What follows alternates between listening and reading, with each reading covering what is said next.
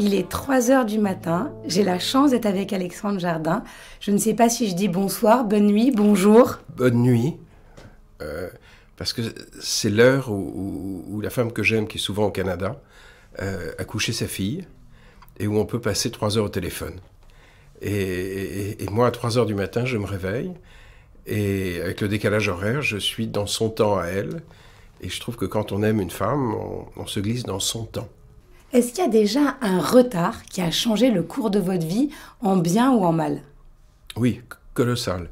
C'est un retard qui a duré 10 mois. Justement, quand j'ai rencontré cette femme, ou plutôt pas rencontré, puisqu'on s'est écrit, Covid nous a empêchés à retarder une rencontre pendant 10 mois de correspondance.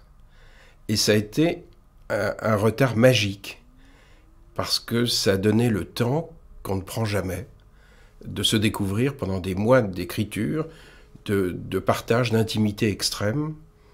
Et il y a certains retards qui sont bienfaisants. Oui, donc c'était 10 mois de retard très positif. Oui. Combien de fois vous regardez l'heure par jour? De moins en moins. Avant, je regardais tout le temps. Progressivement, j'appartiens au présent.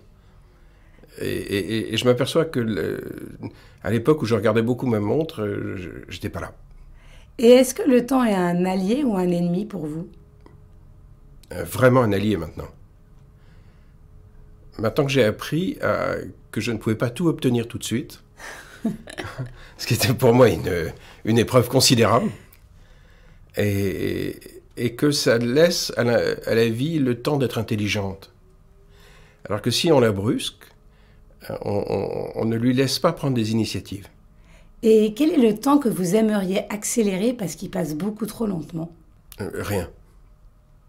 Rien ne passe trop lentement? Non. Et est-ce qu'il y a plus je ralentis ce qui me plaît... Alors justement, quel est le temps que vous aimeriez ralentir? Dès que je suis avec elle. Jean de la Bruyère disait « Le temps renforce l'amitié et affaiblit l'amour ». Est-ce que vous partagez ce dicton? Non, mais c'est un sale type, la Bruyère. C'est un écrivain de génie, mais c'est un sale type. Je crois exactement l'inverse aujourd'hui. Je crois que c'est des sornettes. L'usure des sentiments, l'usure du désir, je crois que c'est des sornettes. Ça ne fonctionne que lorsqu'on n'est pas à la bonne place. C'est tout. Est-ce qu'en voyage, le temps s'accélère ou se ralentit pour vous? Il est plus dense. Je ne sais pas s'il est plus rapide, mais il est plus dense d'étonnement. Parce qu'on est confronté aux autres. On découvre qu'ils n'ont rien à voir avec soi. Et donc, on entre dans des temps complètement différents. Il y a 15 jours, j'étais sur un marché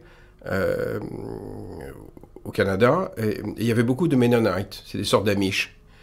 Des gens qui vivent dans un autre temps. Et les femmes arrivaient dans des sortes de corbillards, dans des tenues du XVIIe siècle, avec des coiffes, avec des robes grises. Elles n'utilisent pas l'électricité. Et j'étais dans un autre temps. Et vous prenez donc l'avion pour rejoindre votre bien-aimé. Le temps que vous passez pour la rejoindre dans cet avion, est-ce qu'il s'arrête? Qu'est-ce que vous faites pendant toutes ces heures de voyage? Quand je voyage, j'écoute énormément de podcasts et j'écoute l'intelligence. C'est le moment où je suis connecté à des gens prodigieusement intelligents. Et c'est vrai que les podcasts me donnent accès aux conférences du Collège de France, à des historiens absolument incroyables que je suis en train de découvrir. Je pense à un type comme Johann Chapoutot, par exemple, que je découvre. C'est un gigantesque historien français, un jeune type qui renouvelle complètement la pensée et l'historiographie française. Mais des gens comme ça, il y en a plein. Et en avion, je suis avec eux. Et est-ce qu'il y a un lieu où le temps s'arrête pour vous? Dans notre lit. Et est-ce que selon vous, vous êtes plutôt un temps d'avance ou un temps de retard? Maintenant, j'ai vraiment un temps d'avance sur à peu près tout. Ah oui? Oui. Oui, parce que j'ai arrêté de brusquer les choses. Et donc, quand je vois, par exemple, des catastrophes à peu près inévitables qui vont nous tomber dessus, ça ne me stresse pas trop, parce que je me dis que si on y a pensé, on va pouvoir en faire quelque chose. Et vous n'avez plus de temps pour?